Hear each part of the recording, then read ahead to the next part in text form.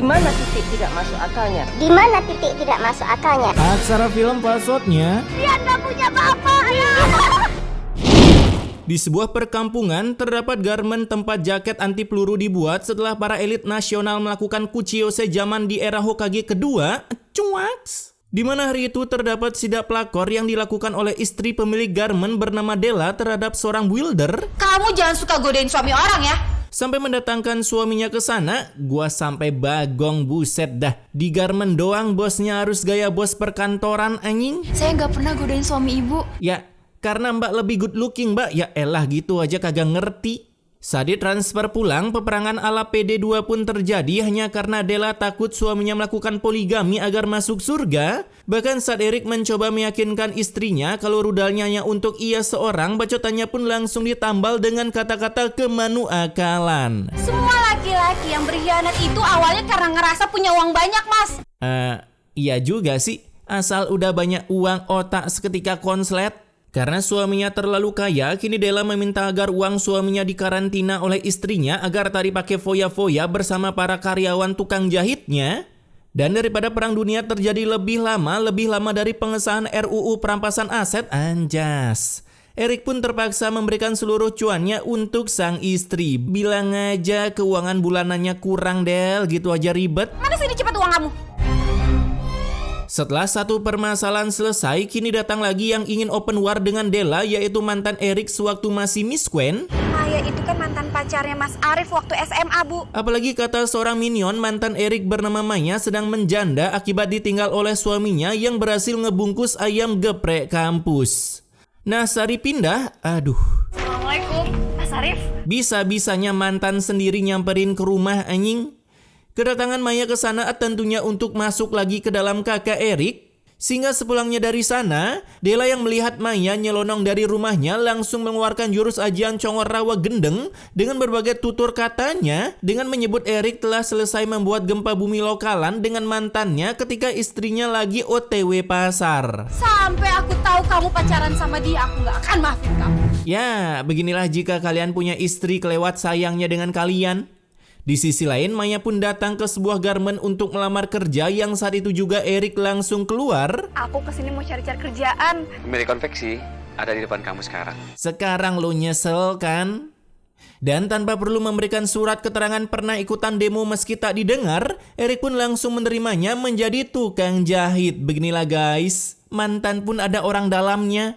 Nah, sepulangnya dari kerja, kini Della yang berada di kejauhan berhasil mendengar gibahan Maya ke para tetangga kalau ia sekarang kerja di garmen milik Erik agar ada bekal hidup sekalian top upin anaknya Diamond FF tiap bulannya, yang tentunya ini akan menjadi perang dunia terbaru ketika sampai di rumah.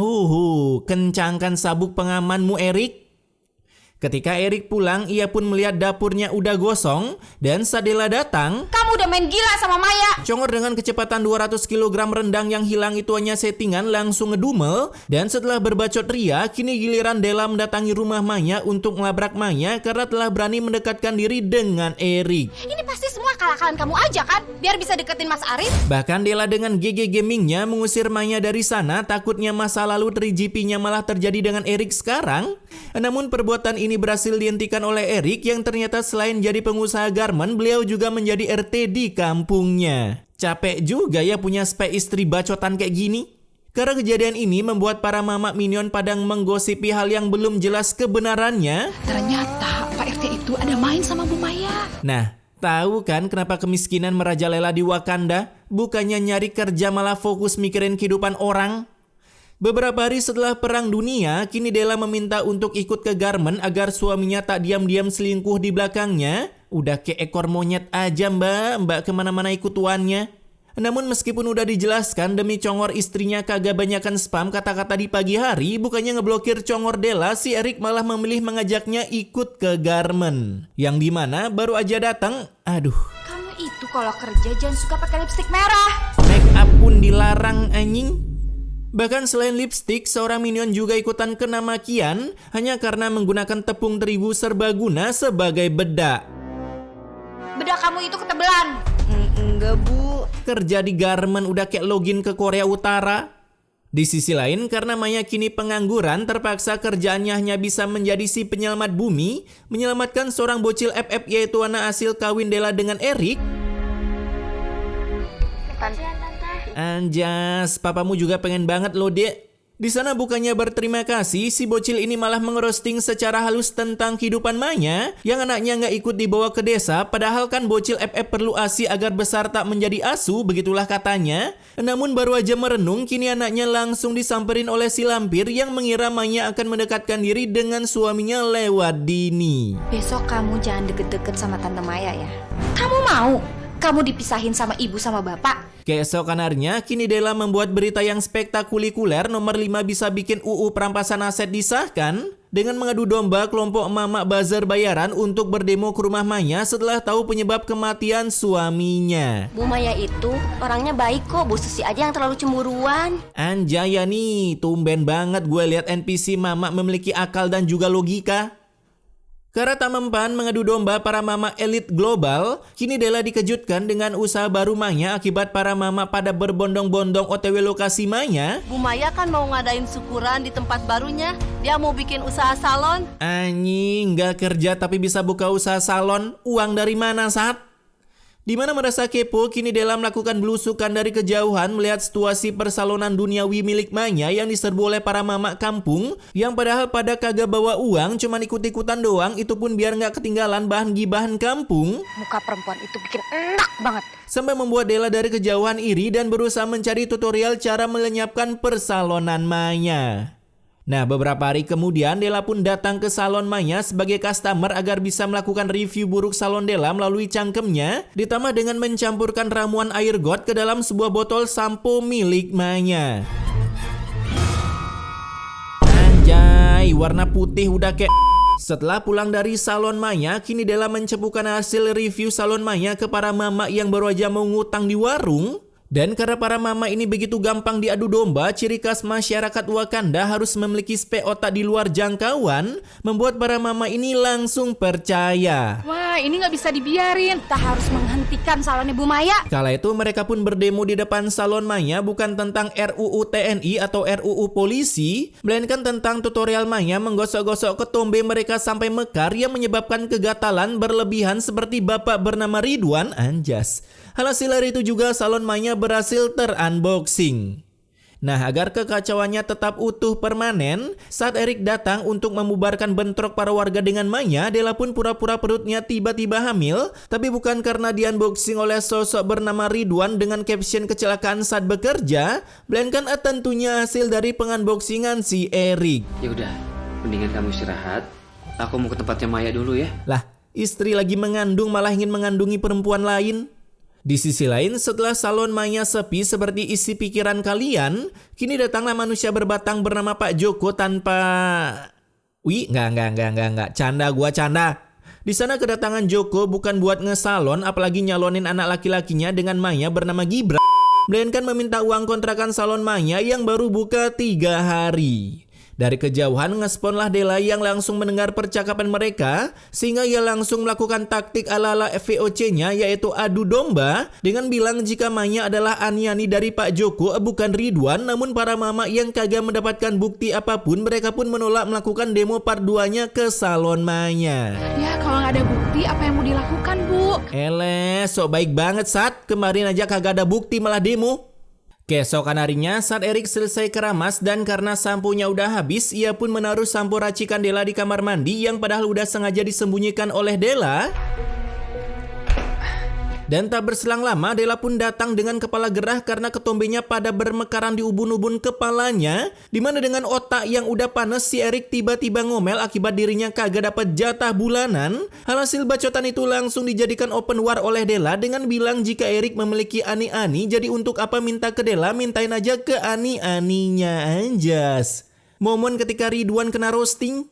Setelah berbacot ria, kini Della pun mandi dan keramas menghilangkan ketombe merambat di kepalanya. Namun baru aja selesai mandi, tentunya kepala Della langsung kepanasan. Seluruh kutu-kutunya seperti terkena siksa api neraka akibat memakai sampo racikan kematiannya. Ini benar sampo palsu. Sehingga mengetahui itu, Della langsung ngereok kerasukan juri khas Nganjuk sampai mendatangkan Erik yang panik melihat istrinya meskipun ujung-ujungnya malah kena omel. Aku yang naruh di dalam. Ini semua gara-gara kamu, Mas. Lagian harus sampo racikan kematian di meja kamar mandi, anjing udah tahu efeknya mematikan. Nah, kala itu Della pun ditransfer ke rumah sakit yang langsung divonis oleh sang dokter. Istri Bapak mengalami alergi di kulit kepalanya, Pak. Lah, tumben cuman alergi, biasanya langsung kena kanker. Sepulangnya dari sana, kini Della malah mendatangi Maya dengan mengadu domba jika istri Pak Joko sedang kagak ada di rumah. Jika istri Pak Joko sedang open war dengan Pak Joko akibat Maya kagak bayar kontrakan. Alhasil Maya yang baru aja mau GB pahala harus menyiplir ke rumah Pak Joko, sedangkan Della langsung mencebukkan Maya dengan menghasut para warga jika Maya sedang melakukan iclik. Pak Joko sama Bu Maya lagi berdua-duaan di bangunan kosong. Di bangunan kosong saat. Di sisi lain, Maya pun udah sampai di rumah Joko yang ternyata sendirian di rumah dan kagak ada perang dunia dengan sang istri. Saya dengan istri saya baik-baik saja kok. Anjas, gas Pak Joko bungkus. Namun baru aja menegang, kini seluruh tubuh Joko makin menegang ketika mendengar para warga berdemo depan rumahnya karena mengira Pak Joko sedang ingin membuat gempa lokalan setelah dapat alat pembuat gempanya. Buset dah, masa iya kalau ada tamu harus lapor ke para warga dulu? Tak berselang lama datanglah istri Joko yang mengira si Ayang sedang melakukan pengunboxingan dengan woman yang lebih fresh. Padahal mereka udah memiliki anak bernama Dennis pakai D bukan pakai P. BTW istri Joko mirip Dennis juga ya. Alhasil dari tragedi ini kini Maya harus terkena pengusiran dari kampung daerah Nganjuk oleh para warga. Di sisi lain, seorang minion pun melapor ke Erik karena telah terjadi keributan antar dua orang sejoli versus warga sekampung. Sehingga mendengar itu, kini Erik langsung mendatangi TKP untuk menyetop perbaku bacotan para warga sebelum masuk ke tahap baku gedik. Saya sama sekali tidak ingin merubah siapa-siapa, Mbak. Dan meskipun tanpa bukti yang jelas, para warga pun tetap mendukung bacotan Della. Dan tak mendengar kata-kata dari Pak Joko, takutnya Pak Joko sama seperti Pak Joko yang udah pensiun, ucap seorang buzzer di sosial media, cuaks. Alhasil sebelum perkampungan Nganjuk bubar, kini para warga tetap mengusir Maya keluar dari kampung ini. Lah, kenapa nggak include si Joko? Oh, orang dalam. Nah, setelah pengusiran Maya dari kampung karena dianggap lontong sate, kini Della pun terkena azabnya dengan jenong yang bentol-bentol serta rambut yang rontok bagaikan sapu ijuk. Kamu harus senang ya. Dimana meskipun sekarang udah nggak punya saingan, kini si Della tetap ikut kemanapun Erik pergi karena saat di garmen Della pun mengsortir mana builder yang good looking untuk dikasih paham. Kamu, sini. Mulai besok, kamu nggak usah lagi kerja di sini. Namun Erik yang mengetahui itu langsung melarang Della untuk memecat builder kesayangannya, bukan karena bisa melakukan persaknesan, melainkan memang cara kerjanya super duper bisa dicambuk seperti kacung Mesir dan juga bisa disuruh lembur tanpa uang lembur. Cuaks. Jangan pergi. Selain memecat seorang builder, kini ide cemerlang Della lebih GG gaming lagi karena Katanya sih karyawan perempuan akan dipecat dan diganti oleh karyawan laki-laki semua. itu dia, namanya aja garmen anjing yang lebih terampil dan GG gaming pasti woman. Entah apa yang dipikirkan Della karena menganggap seluruh wanita mungkin nantinya akan menjadi simpanan Erik. Mungkin saat muda Della pernah memiliki sifat seperti Aniani Ridwan. Alhasil meskipun udah dijelaskan panjang lebar kali tinggi oleh para buildernya, si Della tetap memecat para buildernya tanpa ampun apalagi pesangon. Di sisi lain, saat hidup full cicilan Shopee Paylater yang belum dibayar ditambah dengan kagak punya tempat tinggal, baru aja Maya ingin pindah dari kampung, tiba-tiba sebuah bit ember pembawa paket pun menyeruduknya. Tolong! Kenapa, Pak? Buset, pakai nanya. Dan saat dicek nadinya, tentunya Maya udah berpindah alam, karena kebetulan saat sebelum ditabrak nyawa Maya emang udah berada di ujung tanduk. Kapan lagi orang kena serempet doang? Langsung wasted. Singkat cerita, ketika penguburan Maya, tiba-tiba Della pun datang untuk melarang suaminya ikut mendeliperikan keranda Maya OTW alam baka karena takutnya Erik malah ikutan menyusul Maya ke akhirat. Anjas. Kamu nggak boleh ikut makamin Maya, Mas. Ternyata Maya itu makanannya Mas Arif ya. Bahkan udah jadi mayat pun si Della masih cemburuan anjing. Karena memaksa suaminya pulang, Della pun tak sengaja jalan dengan remedi sampai membuatnya terguling-guling seperti babi guling ke dalam seperempat jurang. Dan ketika ditolong, sayangnya jiwa raga Della udah ditarik memasuki kedalaman jurang yang setara dengan kedalaman fakta tentang negara Wakanda yang penuh akan kebobrogan.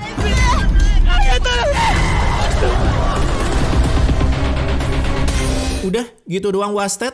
Buset dah. Kalau nyungsep segini doang gua juga sering pas ngejar layangan waktu kecil anjing. Kala itu mereka pun membagi tugas dan kalian bisa lihat seberapa tinggi jurangnya. Saya mau ke bawah, Pak. Bismillahirrahmanirrahim.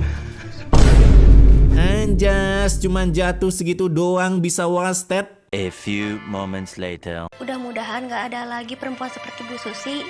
Dimana ketika selesainya pemandian Della tanpa efek JJ brutal dan ulti dari player ML, kini saatnya jenazah itu dideliperikan ke pemakaman.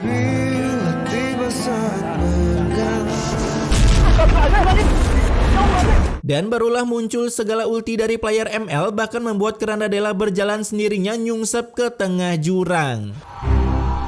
Ya udah, kalau gitu Bapak sekalian, saya mohon turun. Udahlah, emang suka di jurang itu udah kuburin di sana aja. Nah, karena para warga nggak dengerin kata-kata gua, mereka pun tetap menggiring keranda Della ke pemakaman, hingga tibalah mereka dan mendoakan Della agar bertemu dengan Maya di akhirat supaya ada teman ketika dicambuk.